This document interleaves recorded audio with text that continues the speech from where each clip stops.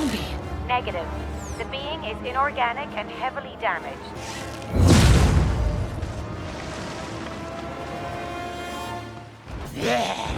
That is a zombie. When we first see her in Marvel Zombies, the moment is haunting. Captain Marvel, one of the most powerful beings in the universe, locked in a brutal, never-ending war against Icarus. For 5 long years, the two titans tear at each other, neither gaining the upper hand, their battle raging like an endless storm. But the truth beneath that fight is far darker, because Carol Danvers was already lost. She wasn't fighting to save humanity, she was fighting as one of the infected. And that raises the most terrifying question of all. If Captain Marvel, the Avenger who could annihilate starships, the warrior who stood against Thanos himself, could fall to the zombie virus, then who could possibly have infected her? And how did it happen? To answer that, we rewind. The world is crumbling, cities collapsing, the virus spreading faster than anyone can respond. And in the middle of the chaos, Nick Fury reaches for his last hope. The pager, the same beacon that once called Carol Danvers back during the snap, now cries out again. But this time, the danger isn't from space. It's right here on Earth, so Carol returns. But when she arrives, Earth is already burning. The virus has spread too far. The Avengers are compromised. And even she, with all her power, is just one step away from being overwhelmed. That's where the infection takes root. Not in a battlefield against an army, but in a moment of vulnerability, through someone who could bypass her strength,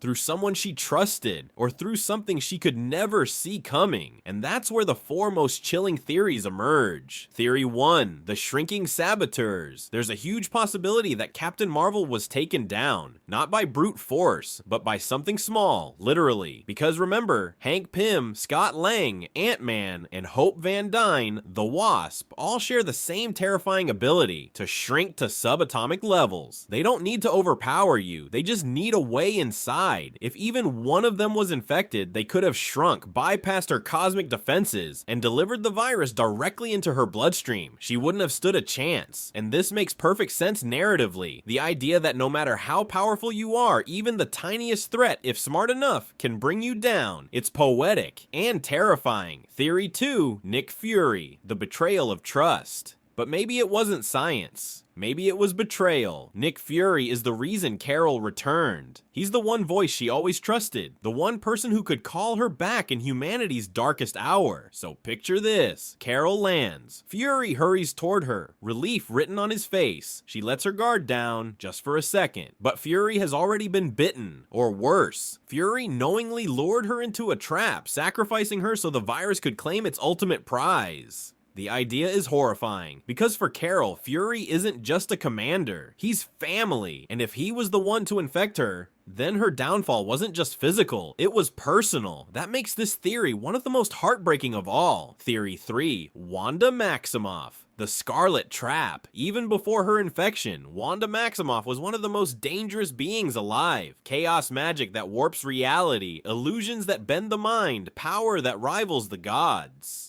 So what happens when that power falls to the virus? Wanda becomes something more than just a zombie. She becomes the queen of the dead. And if Carol arrived while Wanda was already turned, then Carol may never have stood a chance. Wanda could have cast illusions of survivors crying out for help, visions of her old teammates still alive, or even created a false sense of safety. And Carol, driven by compassion, would walk straight into the Scarlet Trap. Once inside Wanda's illusion, a single bite, hidden by magic, cloaked by chaos, would have been enough to end it all. This theory doesn't rely on brute force. It relies on deception, and that makes it terrifyingly believable. Then there's Dr. Stephen Strange, the Sorcerer Supreme, master of the mystic arts. If Strange was already infected, or if his magic was corrupted by the quantum virus, then he becomes more than a victim. He becomes a perfect vector. Carol might have trusted him. She might have followed him through a portal, believing it led to safety, only to step into a dimension already teeming with the infected. Or perhaps Strange tried to cast a protective spell, but the virus, infused with quantum energy, slipped through his defenses, infecting Carol as she crossed the threshold.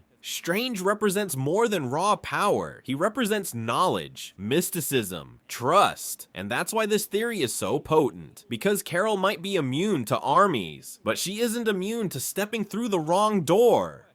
So which of these theories is true? Was it a shrinking saboteur, slipping past her defenses at a microscopic scale? Nick Fury, her closest ally, unknowingly sealing her fate? Wanda Maximoff using chaos magic to lure her into an illusion? Or Doctor Strange, whose portals or spells carried the virus directly into her path? While all of these are compelling, one stands above the rest: the shrinking saboteur. Whether it was Hank Pym, Scott Lang, or Hope Van Dyne, the shrinking factor explains everything. Carol didn't fall because she was weaker. She fell because she was blindsided by the one power her cosmic strength couldn't defend against. A virus injected directly inside her. No chance to fight back. No time to resist. And that's the terrifying truth of Marvel Zombies. No matter how powerful you are, no matter how invincible you seem, all it takes is one bite, one scratch, one miscalculation, and the galaxy's greatest hero becomes its greatest threat.